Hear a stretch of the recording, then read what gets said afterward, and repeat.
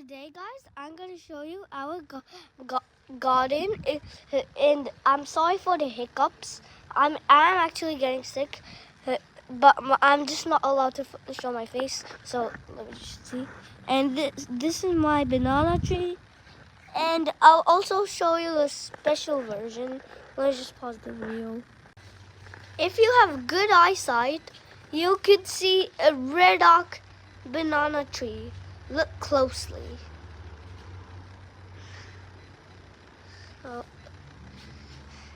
Let me just pause the video back to and now this is my guava tree, which I really love because it's like really good. And I'm sad no guava's grown, but forget about the mice trap on this tree. It's a guava tree. This is a lemon tree, and I don't know those two trees.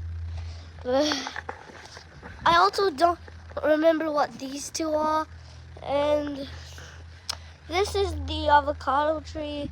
Then what comes to the other one? This one. I kind of forgot its name, but I am still okay with that. And I still love it. It's like so nice.